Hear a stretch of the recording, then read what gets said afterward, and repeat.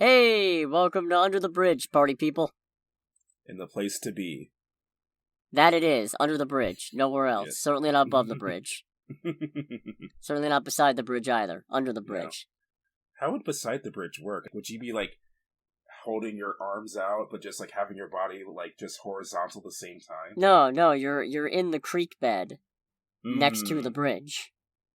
Ah, fair enough. You are just not under the bridge. That makes more sense. Anyways, I'm Cody, aka the Scarlet Troll. And I am Greg, aka Greg. And we have got some news. Let's get to the news. Yeah, let's start with the gaming stuff. You'll never guess which game is getting DLC.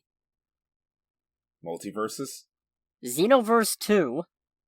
Okay, no, that was not on my bingo card. Okay. Got him. Alright. Yeah, it's actually getting DLC packs still. These ones are based on Dragon Ball Superhero. Oh, okay. I don't care because I don't care about Dragon Ball, unfortunately. But I am happy for the people that are fans of it. Yeah, I'm not even a fan of the game, but I am a fan of Dragon Ball stuff, more or less. So Gamma 2 is being added. And it's teased that Gamma 1 is also coming. Yay. We don't know what else, but it is expected that Piccolo and Gohan's new transformations are going to be included. Which, I don't know if you've seen them, but... No, I haven't. I was getting ready to say, okay, so this is how out of tune I am with Dragon Ball, because I didn't even know that they had transformations. Okay, I'm not going to show them on this, because that probably still counts as a spoiler, but I'm going to send them to you, starting with Piccolo's new transformation. Okay. What the fuck is that? Oh, it gets worse. Does it now? It just hit me that them getting new forms at all was probably a spoiler, even if I don't show them. No, but that doesn't look good. No, it doesn't. I mean, it's not the worst. It's certainly better than... Oh boy, it's certainly better than this other one, which you will see momentarily. Okay. This is some real DeviantArt-looking stuff. He's a stick. Well, that's a tad try-hard. just a bit, yeah? Just a little bit, yeah. I am overpowered. That's just all I'm getting out of that. I am Jesus. Pretty much. I am Japanese Jesus. Shonen Jesus. JRP Jesus. Oh, no. Yes! I have cracked the code. Good lord. I'm not even sure this segment's staying in. No, probably not, but still. I might just cut this entire bit, actually. It'll be thematic for what we're going to talk about movie-wise later. So we're potentially starting with Rockstar saying goodbye to Grand Theft Auto 5. Wait, seriously? Yeah. Finally? After, 3 console generations of re-releasing the same damn game?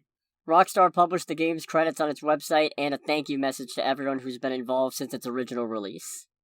That's actually a shock. I thought they were going to just milk the shit of that at least for another year or two. And still no GTA 6. No, I mean, I think it's been quietly more or less confirmed that it's in development, but it's one of those things where it's yeah, there's another GTA. Of course there's another GTA coming. We're just not going to tell you anything about it. And it's okay, but fair, but also what the fuck? So I thought that was worth noting just because of how absolutely monstrously huge of a game Grand Theft Auto 5 is. Yes, and the fact that game's at least 10 years old at this point, isn't it? I think it was 2013. Oh, so nearly there. But still, like I said, 3 console generations. That is, in fact, nothing to sneeze at. No. Oof. Alright then. And now, the weirdest bit of game news I was able to find. Elden Ring is getting a manga adaptation. Is it now? Yes. I'm actually kind of curious about that. That sounds neat. And in fact, apparently the first 2 releases called The Road to the Erdtree have already dropped. Okay. I don't know a lot about Elden Ring lore because I've barely scratched the surface of that game, even though I've owned it for like 4 months. But that sounds neat. I'd very much like to play it because I dig games with deep mythology, but I'm also a salty fucking loser. I was gonna say, you would get mad instantly. The game is hard. I tried playing Demon Souls, that's enough for me. If you didn't like Demon Souls, you will not like Elden Ring. Or Dark Souls, for that matter. Apparently it looks like it's going to be a comedy manga. Is this being done by Shonen Jump? No. Still interested. Still the very first 2 chapters are entitled You Thought This Would Be Serious, Didn't You? And Probably Maiden. Nice. Okay, yeah, I am very interested in this. I might actually look for that later on after we're done here. Well, they are apparently available for free via Comic Walker. Okay. Alright. Good to know. Very much good to know. Yeah, so I guess it's less Elden Ring's getting a manga adaptation and more Elden Ring's gotten a manga adaptation that is set to continue with more. Alright. And English releases are coming at the same time as Japanese versions, apparently. Oh, good. Thank goodness. Well, it says alongside, so hopefully that means at the same time. Or maybe it's like kind of like what they do with anime, where maybe it's like a week or so release difference. Maybe so. Mm-hmm. We shall see. We shall see. Anyways, that's all the gaming news I was able to scrape up. You got anything? I don't know. I guess the only thing that was really kind of worth talking about, even though it's kind of a affirmation of intentions, is that apparently recently with the whole like Microsoft buying Activision thing, they did say that they intend to have it, intend being the key word, that, you know, with the major franchises, with a focus on Call of Duty, obviously, is to keep them multi-platform, so they're still going to be available on, like, besides Xbox, PlayStation, and PC. But they're going to also hopefully have it where Call of Duty will be, like, a day one Game Pass title, which is not a shock at all. Yeah. It's always kind of been a thing of, like, it was the route that made the most sense of having it be on all platforms, but basically making it where Game Pass and Xbox is the best way to play it. That would track. Yeah, so that's kind of the only real noteworthy thing, but again, or at least the only noteworthy thing that popped up in my radar, but again, that's just more of an affirmation of already assumed things more than anything else. True. So I suppose we are good to move on to film stuff and film-adjacent stuff. To the film stuff. There's been a lot of stuff happening. In film. Yes, but most of it's only kind of sort of in my circle, because I only have the attention span to pay attention to so much. Which is completely fair. So, for example, the Venice International Film Festival has been going on. Okay. And the only things that I've taken away from it are that Don't Worry Darling got a 4-minute standing ovation. And Darren Aronofsky's The Whale starring Brendan Fraser got a 6-minute standing ovation. Encouraging? Yeah. No, it's really good to hear for Brendan Fraser, who is on the middle of his big movie man comeback. Yeah, as I say, I'm definitely more happy about Brendan Fraser getting positive attention than anything else. Yeah, there might be some kind of behind-the-scenes drama going on with Don't Worry Darling. I've been looking into it a little bit, but I haven't been able to substantiate any of it, so I'm just gonna not even bother. Right. I try to be many things, but a rumor monger is not one of them. No, that's not good journalism. So that's going on, and is very exciting, I suppose. The Emmys also happened. Or at least, the Creative Arts Emmys happened. The Primetime Emmys are September 12th. As I say, I don't remember which movie award show it is that we collectively do not care about. I couldn't remember if it was the Emmys or the Oscars, or both. I mean, I don't know. Emmys are better than the Oscars, at least more dignified, I think, at this point. Fair. RuPaul got a 7th consecutive win for Outstanding Host for a Reality or Competition Program. What is he the host of again? RuPaul's Drag Race. I have never heard of that. Really? Nope. Wow. I take it it's not actual, like, vehicle drag racing, is it? No. Okay, I didn't think so. No, it is not. Never heard of it. Not even kidding. Huh. I did not expect you to have not heard of this. I mean, it's probably one of those things where I might have seen bits of it, but I never, like, paid enough attention to see, like, what it was called or anything like that. Because there's a few, like, shows and even movies that I've had that with.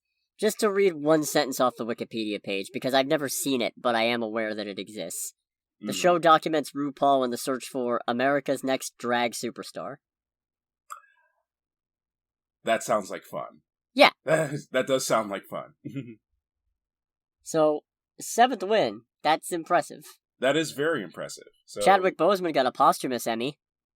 Nice. That's very Outstanding voiceover work in What If T'Challa Became a Star-Lord. That is a very sweet accolade. Indeed. Yeah, so, very good. And, additionally, Barack Obama is now the first U.S. president to win a competitive Emmy. For what? Outstanding narrator for Netflix's Our Great National Parks. Okay, how did that not register on my radar? I don't know. That is... I mean, good for him, but Barack Obama narrating a documentary series was nowhere on any bingo card I've ever written up.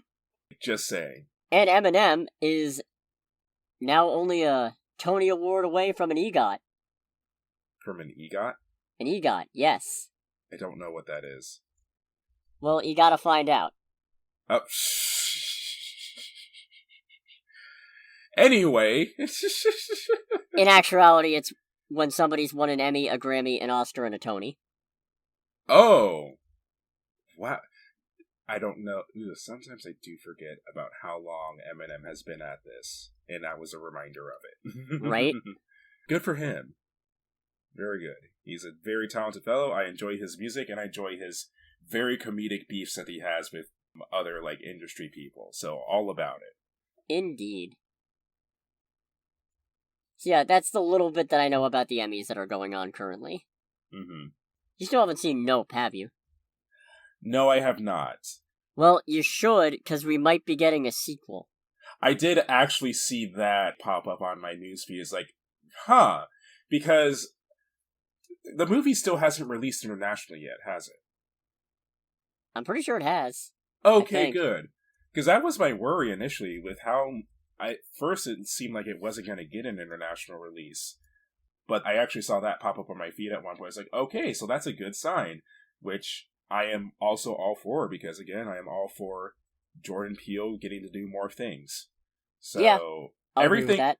Yeah, and it's like, even though I've been very bad about seeing it, everything I've seen about the movie from people who have seen it is just like nothing but praise. So yes, all about that. It sounds like it's got enough positive reaction to warrant it, so I'm happy to see that. Yeah. More specifically, what happened was, in an interview with the New York Times, he was asked about a character listed on IMDb as Nobody, who is not apparently in the film, and he said, "People are doing a lot of interesting detective work is what's going on. The story of that character has yet to be told, I can tell you that." Which is another frustrating way of saying, I'm glad people are paying attention. I do think fans will get more answers on some of these things in the future. We're not over telling all of these stories. Okay. So does that mean we're getting a... I mean, that could mean a few things, like a Nope sequel would probably make the most sense, but part of my overactive brain can't help but go, Jordan Peele Cinematic Universe incoming? Ooh. Don't threaten me with a good time. For real. In the slew of Warner Brothers casualties, oh boy. one survivor has emerged. And his name is John Cena? No, her name is... Well, okay, yes, Peacemaker Season 2 is still happening, but that was already confirmed before everything got hack and slashed to the ground in a furious fit by Zaslav's bloody axe. Good. But no, her name is Harley and Quinzel. Oh, good? Season 4! Oh, thank goodness. Yeah, I've been watching Season 3, and we'll have to figure out how to continue to watch Season 3 despite having canceled my HBO Max. And then I'm gonna have to figure out what to do about Season 4. Yeah, no. I do genuinely feel like, granted, I know that it sounds like Season 4 was just confirmed, but I feel like it's one of those things where, from the little bit I've seen of Season 3, but even with all of Harley Quinn that's come out, if they just straight up like, yep, Harley Quinn's canceled with no real explanation, like what has been happening, people would probably actually riot. Be very, very pissed off. You say that, but I feel like if Batgirl... I don't think it would get more of a riot than Batgirl. Because I think the thing is, yeah, canceling Harley Quinn would be a shit move and would just add fuel to the Zaslav doesn't give a shit about diversity and is seemingly an asshole who doesn't actually care what people like kind of jerkwad. But dumpster fire. The thing is, Harley Quinn has already had 3 seasons. So I feel like that wouldn't stir as much outrage as this thing that was almost done and had $90 million spent on it got canned for no reason other than to write it down for taxes. Fair. I do think there would be some really bad press about it, but I don't think it would be anywhere near as bad as the Batgirl blow-up. That's fair. I think it's one of those things where the magnitude wouldn't be as high, but the bad press would maybe carry out for a little bit longer, considering just how consistently good the praise has been for the show pretty much since day one. True. So, versus Batgirl, which, while it never came out, everything pointed to it being something really spectacular, and nothing came of that. So, granted, I will also say, if the show does get to more than 5 seasons, I'll be surprised. Same. I wouldn't be shocked if Season 4 ends up being the final season. Again, haven't watched much of Season 3 so far. But, if it goes beyond a 5th season, then I'll be surprised. Yeah. I will also be surprised. Delighted, but surprised. Delighted as well. You know what didn't escape the chopping block? The entirety of DC Fandome. Isn't that the big thing where they have DC fans show up and announce things? It's a virtual event, so nobody shows up, but... That's still not good. Well, the thing is, apparently they want to stick to announcing news out of different Comic-Cons and what have you, now that in-person events are going back. But also, it's, you know it's because they don't have enough DC stuff to show off right now. Nope. Because they're busy canceling it all. Yeah. And trying to make people forget about Ezra Miller's rampage. What, did they do something stupid recently? You've been here for the podcast, right? No, I know, something that we haven't covered yet. No, I'm just saying, Warner Brothers would very much like us to forget. Okay, no surprises there. But I refuse. All the stuff yeah, it's like with all the stuff they did, that's a tall order, Warner Brothers, just saying. Agreed. And, maybe, who knows, maybe they don't have the money to do Fandome. That's one of those things where... It's one of those things where it would be both nice and kind of sad, because I feel like it'd be one of those deals where, okay, so now you're feeling the consequences of your actions, but at what cost? $20 billion in market capital? God almighty, that's just amazing to me. And not the good kind of amazing. No, it's terrifying. Yeah. People are allowed to play with this much money in entertainments and just flush it. Yeah, it's just like, oh... shit happens. It's like, what, excuse me? No, that's not just shit happens. That's terrifying. Yeah, that's actually scary. And then, closing out comic movie adjacent news. You want to see how not to throw shade at somebody? Oh, absolutely. I'm all about people failing at throwing shade. Artist Mike Deodato Jr. posted on Instagram basically trying to say that the actor playing Namor was not the right musculature for the role, essentially. And I'm gonna share this post with you, which he has since taken down, because this is what he posted. Boy. The internet never forgets, ladies and gentlemen. That is him. That is... Oh. Oh, no. And it's like, no, that's... you might have a point. The musculature could probably be better for a guy who spends all of his time underwater. Mm-hmm. But, like, that ain't it, Chief. No, it is not. That 100% ain't it. No, that's... You picked the wrong battle there, son. And also, of all the things that don't really matter as much anymore in adaptations, I feel like being super jacked is one of them. Yeah, because we've had so many different interpretations of so many characters that it's been shown multiple times across, like, IPs that you can have portrayals with different characteristics and it still works just fine as long as more or less it stays true to what makes the character unique. I don't think using Logan as an example, amongst his many qualities, I guess I wouldn't necessarily say that being ripped is one of them, or at least a major one. It definitely helps him a lot, but I feel like that's one of those things where as long as the character, and the character being, like, angry and knife handy all the time. Knife handy? As long as that stays true, everything is fine. You deadass said knife handy. Yes, I did. That was the first thing that came to my mind.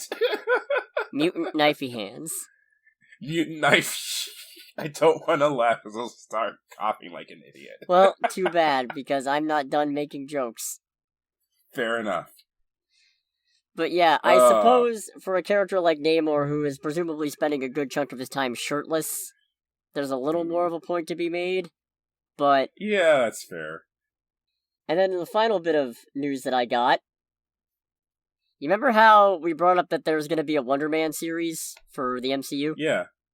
Yeah. Well, Ben Kingsley's coming back as Trevor Slattery. Oh, nice. Yeah! Alright, cool. We don't know to what extent he's going to show up, but sources have said he's going to play a major role. Alrighty. Which would track, because Wonder Man, among other things in the comics, has been an actor and a stuntman. Oh. Like, that sounds like fun. After being superpowered, even. That sounds like fun. Right? Because can you imagine just, if you had superpowers, especially anything flashy, like the ability to shoot beams out of your eyes, what you could save on an effects budget? Yeah. Phenomenal. That is one of those kind of, like, adjacent side stories that I would be much more interested in than the main stories. Kind of like how... To use an example, like, I've always said how the prequel trilogy for Star Wars, I care much more about the background stuff, like the politics and whatnot, than anything to do with Anakin and his misadventures. It's kind of the same thing here, where I would genuinely be interested in a series of the life of a actor who has superpowers. It does have a unique niche to it, doesn't it? Oh, yeah. The real thing I'm wondering is, when is this set? Does this mean that Trevor has managed to leave Ta Lo, or is this before he ever got kidnapped by the Mandarin in the first place? I could see this being set before he's kidnapped by the Mandarin. Same. I think that would make the most sense. The downside of that, though, is no Morris. Actually, yeah, it's the thing, like, how does he meet Morris? That would be a question worth answering. He meets Morris while in the Mandarin's captivity. Oh, that's right, he does. Yeah. And that's why if it's set before then, it would make sense, but I will be sad, because no Morris. No we need Morris. more Morris. All the Morris. More Morris, more now. Morris. Oh, okay. Alright, as I say, I just said a completely incoherent sentence, and then you just do that. Moranis Morissette. I don't even know where I'm going with this anymore. Nope. Trailer time? Trailer time. Should we start with the with the obvious? Please. Alright. We got... Sorry. No, it's all good. We got the first trailer for Blood and Honey, the Winnie the Pooh slasher movie. I don't like horror movies, and I really want to see this, and not for any good reasons whatsoever. But I really want to see this, actually. This looks hilarious. Everything about this looks like a tragedy. It does, and I am all for it. This does feel like one of those projects where, I know this isn't how it works because this doesn't make any sense, but this does feel like something where someone made this like a long time ago. Well, not a long time ago, in the last few years, but they made it specifically waiting for the day that the copyright whatever for Winnie the Pooh expired, because they're like, I gotta put this out. It's gotta happen the same damn week.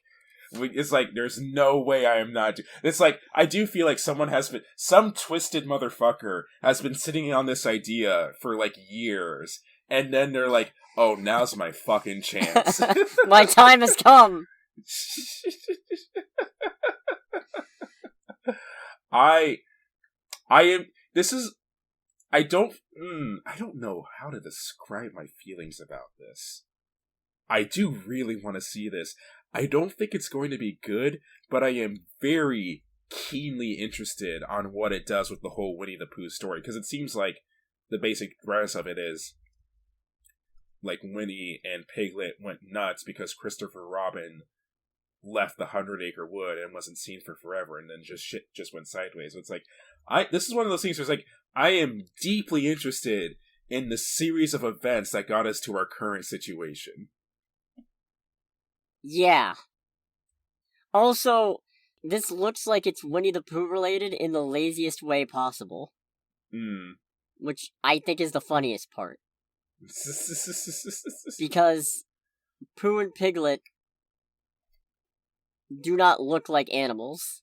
No, they don't. They just look like if Michael Myers had a Winnie the Pooh mask. That's what it looks like. I'm just imagining that.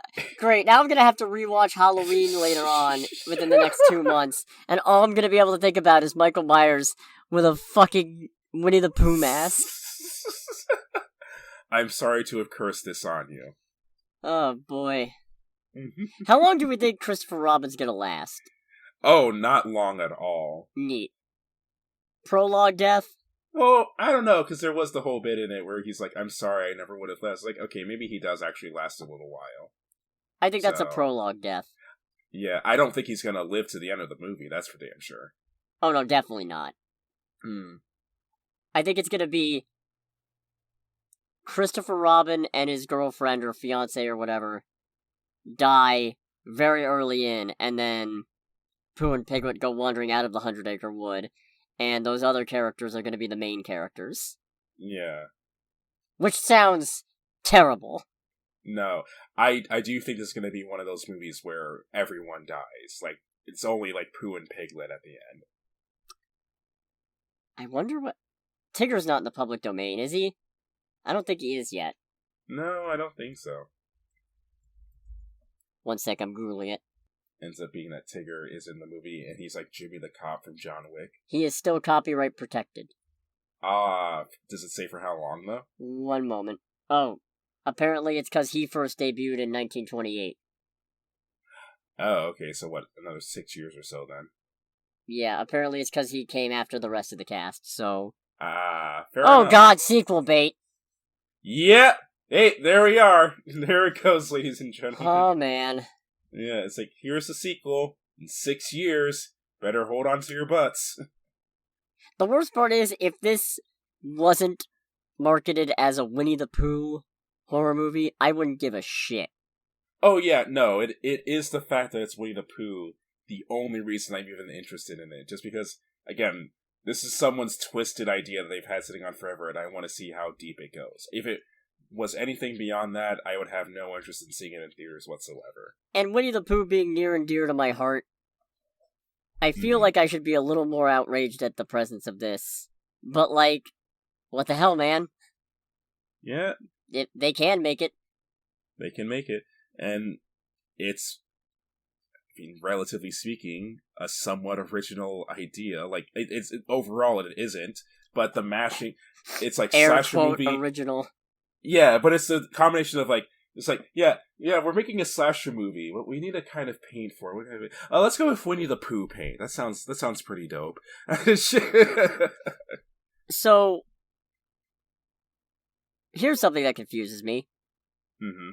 The premise of this film is Pooh and Piglet have fallen back on their animal instincts to survive because Christopher Robin left them and I guess all their food ran out or whatever.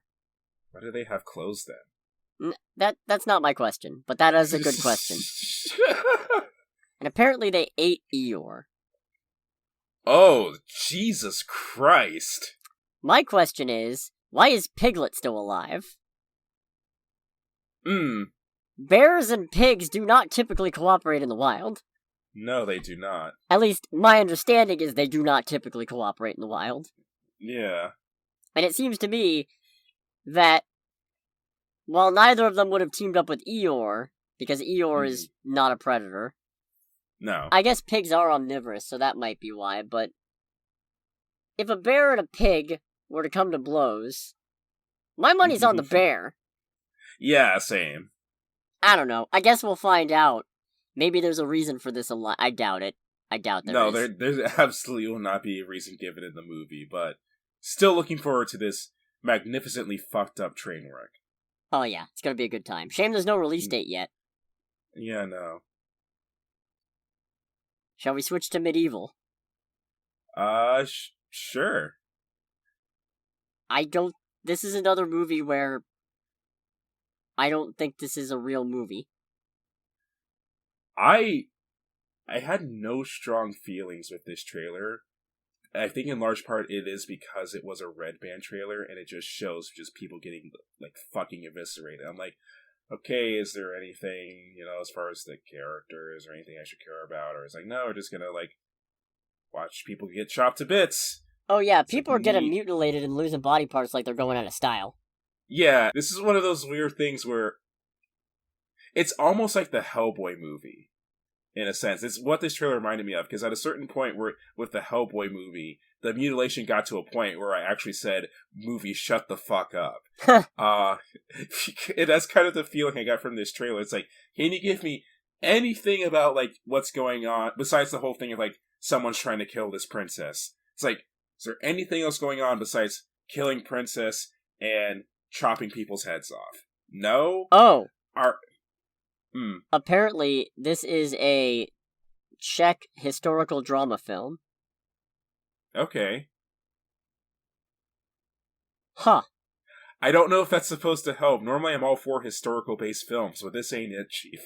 And also apparently the most expensive Czech film ever made. Really? Yeah. What is the budget? $23 million US. Huh. That's not a big budget. No. Okay. I mean, it's one of those things where I don't think I have an immediate interest in seeing it, but I don't know. Well, no, I don't have an immediate interest in seeing it, in large part because of what I just said. I am definitely curious to see how it gets initially received, though. Yeah, I might go see it at some point this weekend, time permitting. Maybe. If there's nothing else, like, worthwhile. Well, it's that, and there's one other thing that's coming out this weekend, I believe. Yeah, that'd be Barbarian. Ah, right. So I guess we'll find out that the music choice is really confusing for me. Yeah, the music did not fit this trailer theme at all. Which, I guess makes it a more interesting pick than most other movies of its kind, where I would expect some kind of chanting and, hollowed out bone instruments or something. It instantly reminded me of this final trailer for the Elvis movie, and how, I don't know what the song was, but how they chose, like, a hip-hop song for that. It's like, no, that just, like, completely takes me out, given the subject of the movie and when it takes place in. Part of my brain did kind of go crazy with that, because, like, okay, is this kind of a thing of how people thought Elvis's music was degenerate, just kind of like how hip-hop was considered degenerate? It's like, no, Greg, there's a 40-year, like, time gap between these two. You need to stop. Stop making connections. Yeah. Yeah, the music choice was very off for this trailer. I'll agree. Still, I think it looked better than Slayer's, at least. AKA Frank Castle Vampire Slayer. Can you hear the applause? I was like, please, I was to say, it's like, when I saw Thomas Jane, it's like, oh, okay, this makes more sense now. I like how apparently the only warning he gave them was just, you're all in trouble. Yeah, and that's it. It's like, okay, I guess that's plenty to work off of. It's like this fucking crazy dude in the middle of the desert. Someone looks at us like, didn't you, like, kill a mafia boss in Tampa at one point? Who looks suspiciously like John Travolta? If I have seen other Thomas Jane movies, The Punisher is the only one I actually remember, so. Yeah. You know what this movie feels like to me? Mm-hmm. This feels to me like a movie that would have been made in the cabin in the woods. Yeah, it does kind of give that feel a little bit. For me, what really kind of put me out of it was there's a couple particular camera angles, and I don't know how to describe it, but I think they're kind of like the B tier camera angles or camera shots, where it's just like kind of like, okay, this is not. There's not a lot going into this, is there? Everything's on a tilt. Yeah.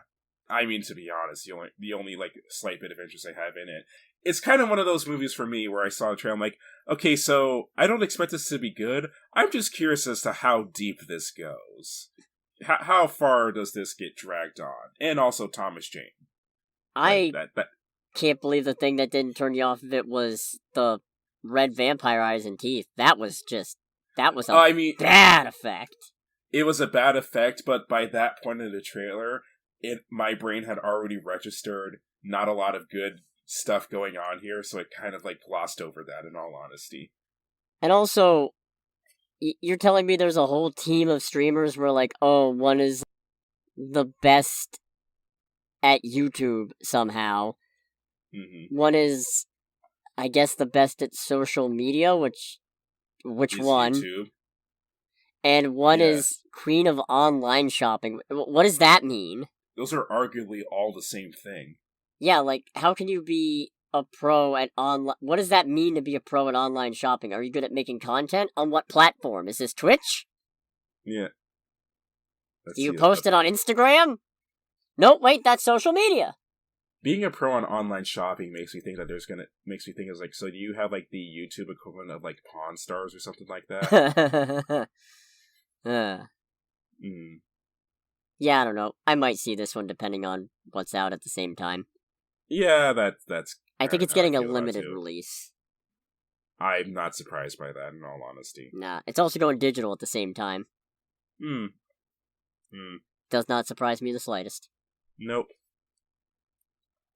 Shall we get into this weekend's box office? For sure. All right. Which I'm very curious about as well, since Saturday was National Cinema Day, so there's a bunch of people. So I guess I only learned about that when I got to the theater, and it's like, yeah, movie tickets are $3. Like, oh wait, really? It's like, yeah. Okay, well that explains why it's so damn busy. And yet, despite the busyness, the winner of this weekend's box office ended up being Top Gun Maverick. Are you fucking serious? It'll never be stopped. No! How much did it make? $7.9 million domestically this weekend. See, now, the problem is that that's the number one with that much. That means that it was not a good weekend for a lot of movies, then. Nah. That does put Top Gun Maverick at $701.2 million domestically for a $1.44 billion worldwide total. Mm-hmm. And you might be thinking, well, obviously the next winner would be Spider-Man No Way Home, the More Fun Stuff edition that we left out of the Blu-ray deleted scenes. Mm-hmm. And you would be wrong. Oh, good. Second place was Bullet Train. Good! Yeah. Took in $7.33 million domestically for an $87.8 million domestic total and $197.3 million worldwide. Mm-hmm. So, that's good for it. Good. I think its budget was $90 million, which means it's actually making some money at this point. Good. It's a fun movie and it deserves to make money. So I think that was the budget. Yep, $90 mil. Excellent. Then in third place, we have Spider-Man, the deleted scene from Blu-ray cut. God, that's still disgusting. Yep. Made $6.55 million domestic, and it is at $9.1 million worldwide for the re-release. So much for making a more $1 billion. Yeah, I hope it doesn't. Honestly, I hope it just drops off hard after this weekend. You know what? Just release it a second time, like Morbius. Why not? That's basically what this is. No, I mean re-release this version a second time. Oh, and you know what's sad is that if they do that, I'm pretty sure it would still make more money than Morbius' second release. That's not hard. No, it's not. But no, can you imagine how much this has to sting for them that their movie was super high grossing in 2022 or 2021 when it released? Across 2022 from when they released it in 2021. And then they re-release it, and it gets beat out by a movie that's been in theaters since, when was that? July? Jesus Christ, it's been since fucking July. Actually, wait, when did Top Gun Maverick come out? I'm pretty sure it was July. Or it might have actually been sooner now I think about it. That came out in May! Oh, did it? That movie came out at the end of fucking May!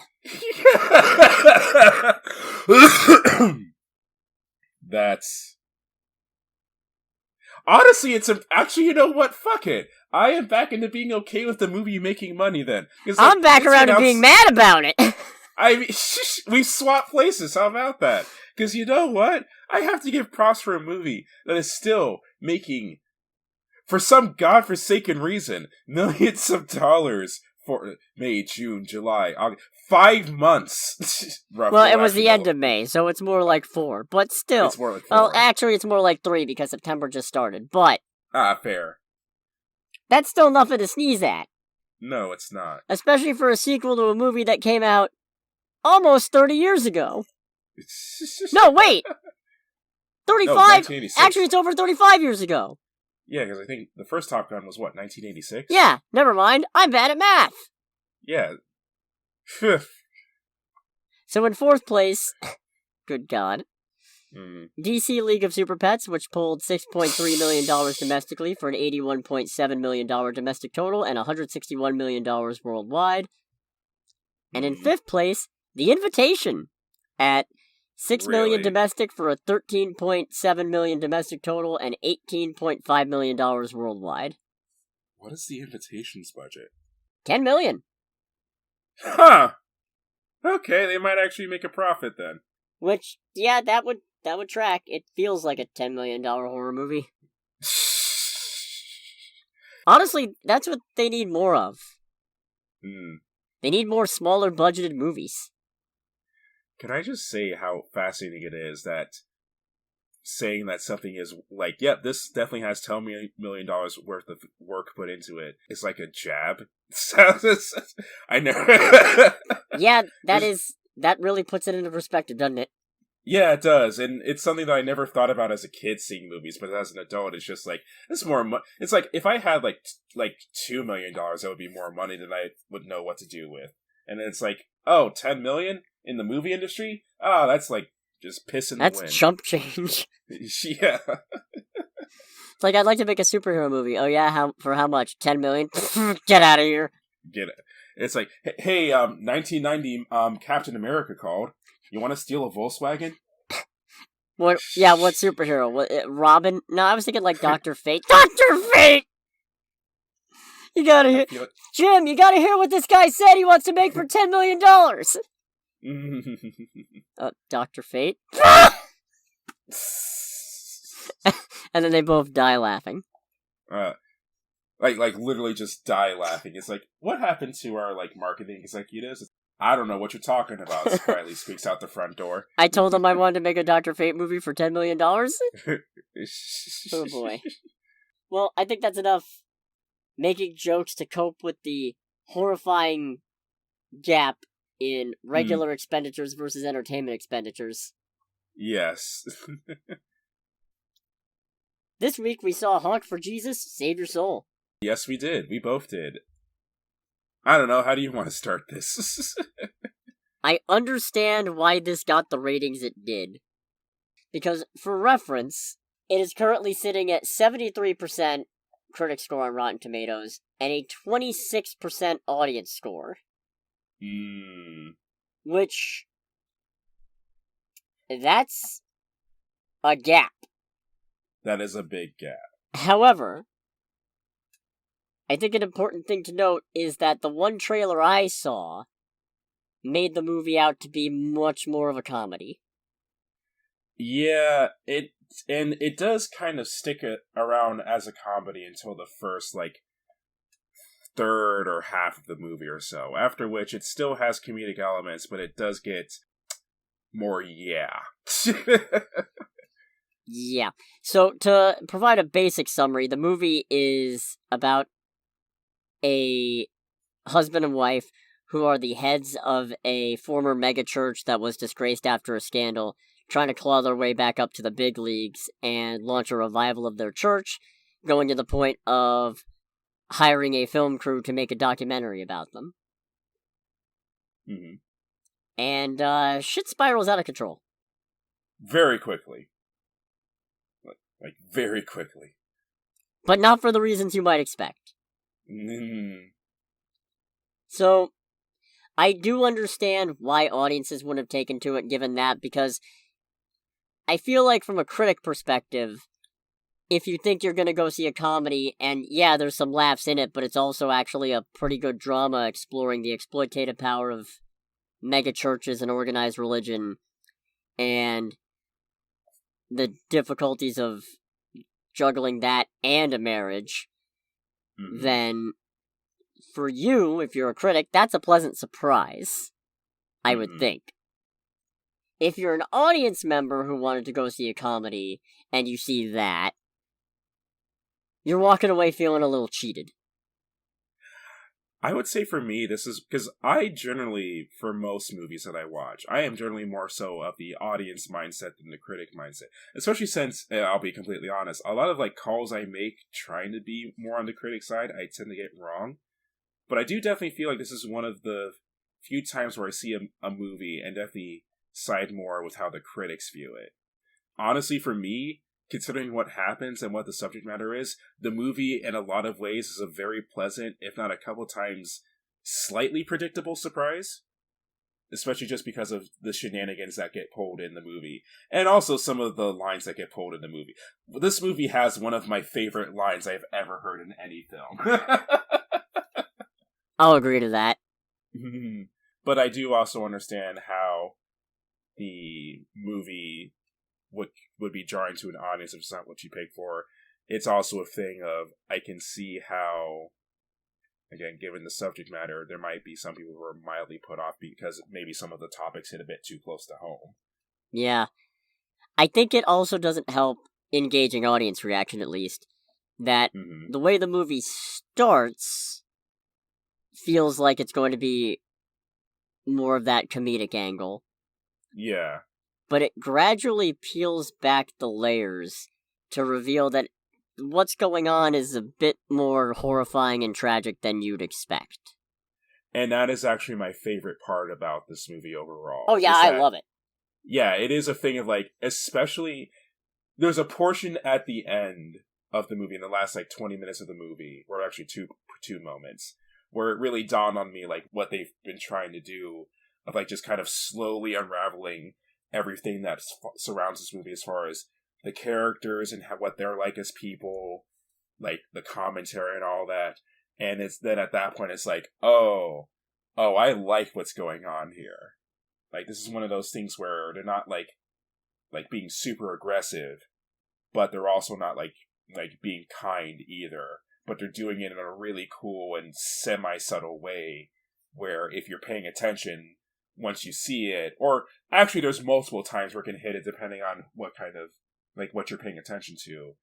But if you're sticking with it enough, you get hit with it, and then it's oh, okay, this is cool now. At least for me. Yeah. It's cool and also mildly depressing, but still cool. It drops just enough breadcrumbs where I didn't see where it was going at first, but then once I realized it was just really cool to look back and just go like, oh, yeah, no, that tracks. Yeah. That 100%. tracks in a disgustingly appropriate way. Yes, very much so. Emphasis on disgusting as well. Also, I want to point out, everybody in this movie is expressive as all hell. Everyone in this movie does a really good job as far as... The acting was top-notch in this movie. Yeah, the acting in general was good, but specifically, it feels like all the main players have the ability to sell so much emotion and turmoil with a look. Yeah, and it's... I do like how... Even, it's one of those things where for all of the characters, especially the Sumter couple, the husband Sumter, who are kind of the... I don't know if they're supposed to be the antagonists per se. Pastor Sumter and Pastor Sumter?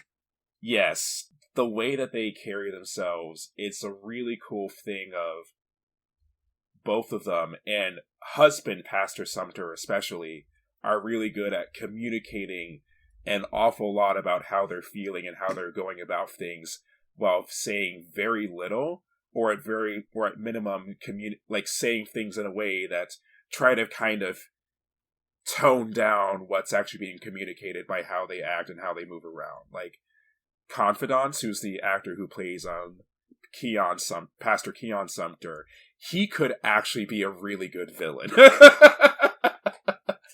Like, he's either just like the biggest, like most like lovable goof, or he's not, and he's a lot better at hiding his own shrewdness than his wife. But regardless, his actor was great. There were a couple points where I was just like, this dude could be a villain, like, in a pretty good-sized movie, and it would be great. Honestly, I'd probably give it up to Regina Hall, because when the bits of her facade start to crack, at any given point, it's always unsettling, and it's always well done. Yeah, it's very well done. And you can see all the pent-up frustration and all the pent-up, this is what I have been trying to build my life around. And it's, you just feel it. Yeah. No, Regina Hall and her character and whatnot, she was definitely like the star of it all, in large part because this movie kind of does an interesting thing where there's no one to really root for in this movie. There's not really a good person, but it does do a cool thing where even though the main characters especially, are just not great people at all, the movie does a really good job of giving you reasons to at least empathize with them and understand what they're going through. And that I thought was very well done. And again, with Regina Hall playing Trinity Childs, the movie is definitely more focused on her and all the crap that she has to deal with in her situation. A lot of it, which is stuff that she more or less refuses to like make the actual right choice about. You can still see how she got to the point where she is, and with that you can see why she's making the facade that she currently has. Yeah. I don't know about you, I think we're just about good to move into spoilers. Yeah. I think that covers like kind of the nitty gritty of it all. Yeah, I would definitely say this movie's worth checking out. I don't know how frequently I would watch it again, but I would definitely give it a rewatch at least one other time. It's just a lot. It is a lot. There's a couple points where it's like you really do need to be paying attention, but otherwise I would say this is also definitely one that's worth going to theaters to see. Agreed. So, if you don't want to get spoiled on Honk For Jesus Save Your Soul, click away, because spoilers will be coming in 3, 2, 1, go. Alright. So, for me, if I did have any kind of issues with this movie, and I don't know if you felt the same way, picked up on it, there were a couple moments where the big movers of the plot were, for me, things that I was able to predict more or less like before they were introduced. The first one being like when it's shown early in the movie that the church is closing due to a scandal. I immediately go, it's some kind of sex scandal, isn't it? And it's like, yeah, pastor accused of sexual misconduct. It's like, I did actually, because I did take some notes after I got out, and I did say, as absolutely terrible as it sounds, like, why is it always a sex scandal? Because the thing with this movie and with this mega church in particular is that they establish, like, the pastor establishes is like, yeah, because of all the donations and how many people show up, I have beautiful cars, I have private jets, I have helicopters and whatnot. Yeah, why is that never the thing? Yeah, and it's a thing of like, okay, so I feel like there'd be a cool thing here of like, maybe he got into some like money laundering or something. Like, it would at least be different. I understand why someone might not go for that, because I feel like they would have a harder time making that work. But it would at least be something different. And again, it would also do a good job bringing in the commentary of how a lot of mega churches have a grifting nature to them. You know, taking the money of, I don't want to say gullible people, but just like very, easy to take advantage of. And then the other portion for me was the bit where they show a recorded previous service. By the way, all the portions where it's like pre-recorded services, a lot of that brought me back to my childhood, because I do remember like going to see my grandmother in West Palm Beach, and she would watch those, and it was the same grainy ass camera footage. Yeah, that was a really good effect. Yeah, and I've been able to like peek in on a couple of like newer televised services in the last 10 years or so, and it's still that same grainy ass picture quality, and it's like, yep, that's the service quality, all right. But the other bit was a thing of like where he's going is like, the one thing I do not stand with at all is the homosexual agenda, and immediately I just went, he's gay, isn't he? Yeah, I don't know. I was kind of off my game with this one because I did not predict much of anything. When I heard the scandal first broke, because they weren't talking about what kind of scandal it was, I just assumed that they messed up something on their taxes and got busted for the fact that they were taking advantage of their followers' generosity to profit themselves. Yeah. And once it got out that it was a sex scandal, when they were talking about everybody being of age, I was like, oh, okay, so he had an extramarital affair, alright, with people younger than him. Okay. And then it got to, it was younger men who were looking up to him, and it's like, oh no. Yeah, and it was a group of younger men, too. Yeah. Yeah, no, the movie just does this thing where when it comes to just how awful and how sociopathic especially both of these people are, it just keeps on going like, you think it couldn't be worse? Give me just 5 minutes. Yeah, because Sterling K. Brown is really charismatic as Lee Curtis, but as they keep unraveling more of the mystery, exposing not only what he did, but how self-centered and neglectful he is in his marriage. Yeah, that was, so the thing for me on this is, just to kind of put this out there, because I don't know, this might be one of those things where someone takes it the wrong way. I have no personal, vendetta or whatever against religion. I am very much someone who believes as long as you're happy and you're not hurting people, I do not care what you do. But with a lot of how Sterling Brown as Lee Curtis Childs carries himself and how charismatic he is and whatnot, there was a lot of that where, again, I was like, oh, I've seen that kind of thing before. Not because, at least to my knowledge, no pastors that I have ever interacted with have been in any major scandals, but just the way he carries himself as a pastor is all stuff that, again, reminded me of being a kid, because I went to church until I was 13, 14 or so. And so that was kind of one of those things where, for me, I really, in a sense, appreciated that just because of how much it drove home just the two-faced nature of this guy.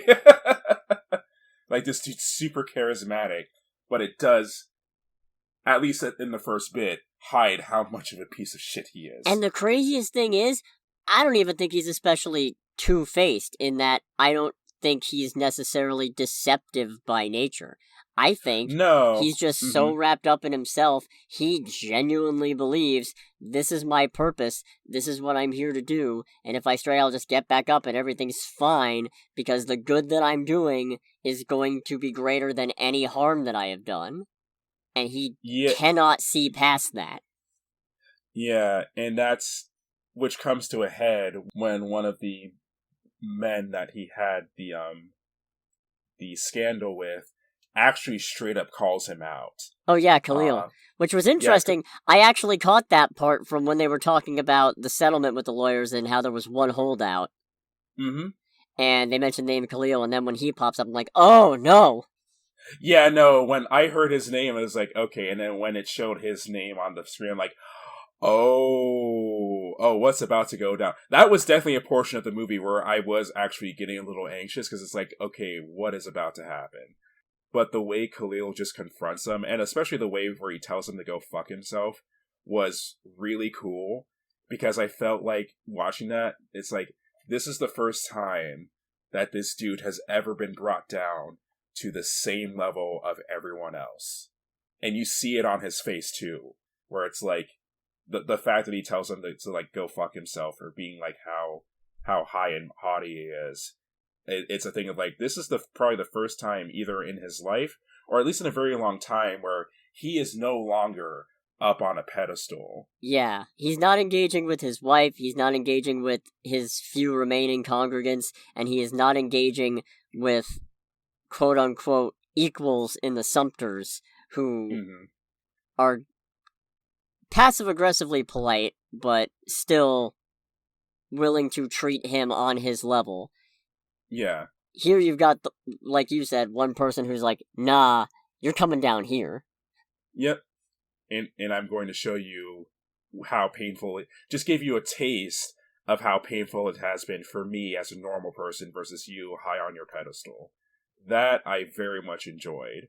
I thought that whole bit was done very well. And again, it was a whole thing of, this is a very tense moment, because, like, you had no idea what was going on with the way that the character presented himself and all that. It was one of those things where I honestly thought that a bit of violence was about to come out.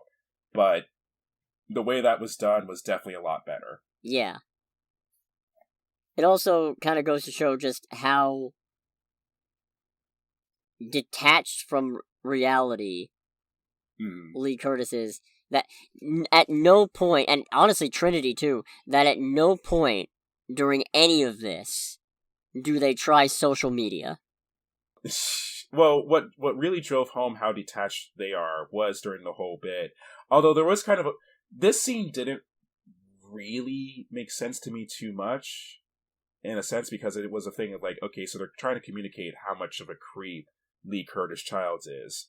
But the moment where it is also thinking like, okay, this dude just has complete detachment, was during the scene where he was talking to the camera guy, telling him how, he made a settlement, or he finalized a settlement, and they were free of this whole thing, and immediately starts hitting on him. Yeah.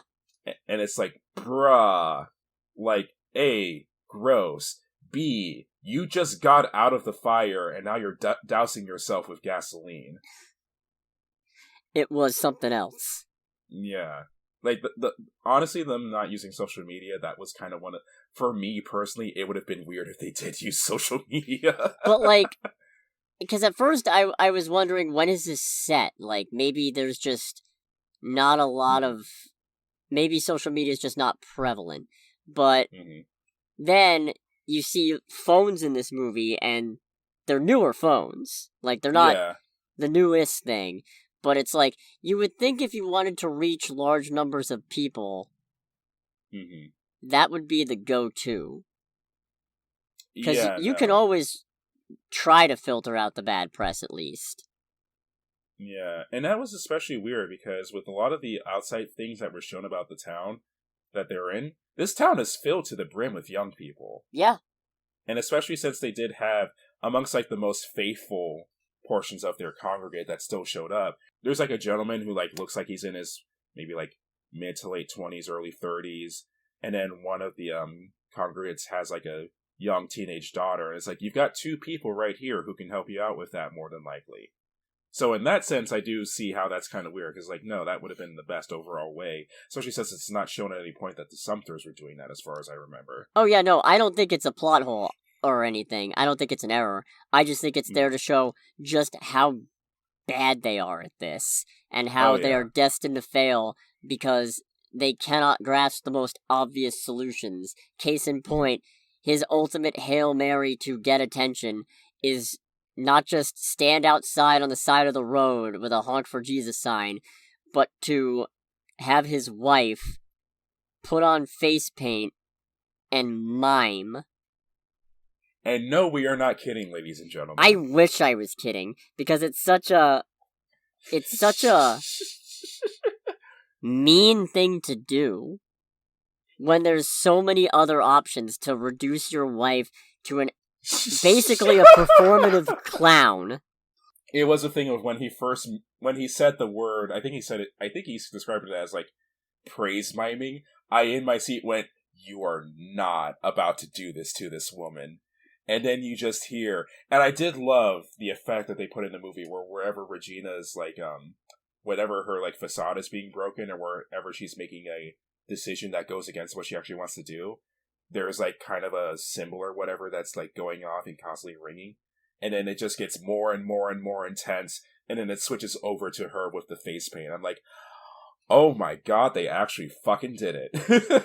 Yeah, which is just the perfect visual metaphor for everything going on. Oh yeah.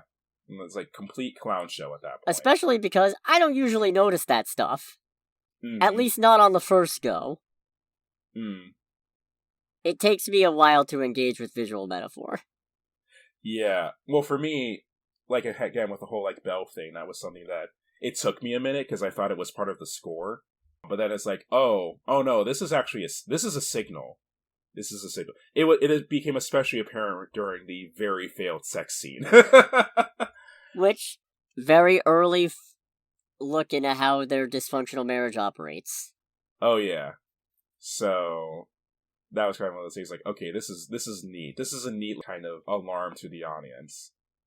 I legitimately thought at the end she was gonna snap and, like, stab him or something. Yeah, when at the very end, when that Ford Mustang is doing donuts in their parking lot, I just had no idea what was going to go. I thought that she was, especially since, like, literally, like, not even 2 minutes ago before that, she said, "I would rather kill my husband than leave him." And it's a thing of, like, oh, we're about to get it, ain't we? Because it's like either that, or either, like, there were two gangsters in the car who were affiliated with Khalil, and they were going to go and shoot them. I thought those were going to be the two most likely things. Same. Also, that final bit just does reinforce the belief I've had since I was a small child, where false caricatures of religious figures are still by far and away the creepiest fucking sin. Because when the camera just pans over to Black Jesus and just sits on him for, like, a good few seconds, I'm like, nope. That is actually... that was my least favorite part of going to church as a kid. Honestly, being surrounded by all that shit. I'll agree, especially because it spent so long on her face at that point. I was like, okay, when's the other shoe gonna drop? Yeah. I'm glad it didn't, but still. Yeah, no. Let's see, what else was there? I, like, kind of minor things. The little girl at the beginning is definitely one of the best parts of the movie. How she's, like, just all full on into it, and it's like, because at a certain point I'm going, like, for how much she's, like, getting into it, it's like, okay, maybe she actually does, like, believe in this shit. And then she goes, "I've always loved the theater." It's like, you girl. Yep. Let's get it. And then there's a bit where Regina and Lee are talking in a pool, trying to plan out their next move, and just out of nowhere, Lee Curtis Childs just goes, "Jesus was all about the shock factor, baby." And I was like, I did not see that coming. It's one of the best lines I've ever heard in any movie. Nice. And that's all I have. I just was astounded from the start at stuff like them going through their giant closet that they were still storing at the megachurch. And just all the different Pradas. It's just like, this is actually obscene.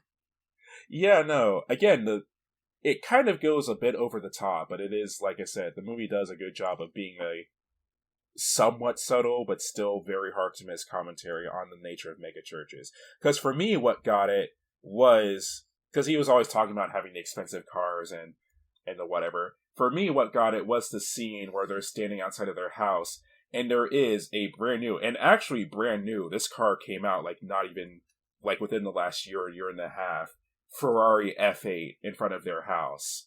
And it's like, oh, sweet Jesus. Yes, exactly. It is a thing of, like, I did very much enjoy the commentary on that, because it is kind of one of those things where I mean, I have to be honest and say I'm not fully knowledgeable about the nature of megachurches, because especially not being a particularly religious individual, but it is still one of the things where it's just kind of gross, in my personal opinion. Yeah. Just kind of grifting people like that and then gaslighting them, which the movie basically establishes, like, within the first 10 minutes. Yeah. So I think unless you got something else... No, I've pretty much exhausted everything. I still stand by what I said earlier, where this movie is neat. It's definitely worth seeing. If you do go and see it, it's not a total comedy. The first third to a half is very comedic, but after that, while there's still comedic elements, it does take a more serious and more kind of slightly depressing tone. I'd call it an uncomfortable comedy all the way through. Uncomfortable comedy is exactly how I would describe this movie. I feel like there's got to be a better term for that. I mean, that still works, because it's like uncomfortable comedy with an emphasis on the uncomfort. Like, not quite to BoJack Horseman levels, but, you know, what's something that takes, like, I can't think of any cringe comedy. There we go. Yeah, a more well-done cringe comedy. I mean, specifically, Wikipedia says, a type of cringe comedy or pseudo-reality TV shows, sometimes with an air of a mockumentary. So, I would say that definitely... Oh yeah, that does actually fit, like, alright, yeah, I knew there had to be a term for it somewhere. Mm-hmm. So I guess, if we're good to start wrapping up, next week, we've got two options. Again. One is medieval, and the other is barbarian. Or, maybe I'll force myself to sit through an almost 3-hour Hindi movie, and we'll see what happens there. If you do that, I would be much more interested about hearing your thoughts about that. We'll see. I doubt it. If I do see it, it's probably not going to be until after the next week's podcast records. But we'll see. In any case, thank you so much for listening, everybody. Make sure to like, comment, subscribe, hit the bell, follow us on Spotify and RSS, and, yeah. Yeah, if you have any feedback or anything like that, please let us know in the comments. Please do. I crave validation. Or, I'll take a "you suck, here's what you should do instead." Well, ideally something much more constructive than that, but constructive criticism is always welcome. Yeah, exactly. Anyways, this has been Under the Bridge with Cody, aka the Scarlet Troll. And this has been Under the Bridge, also with Greg. Indeed it has. And I bid you all good night. Good night, everybody.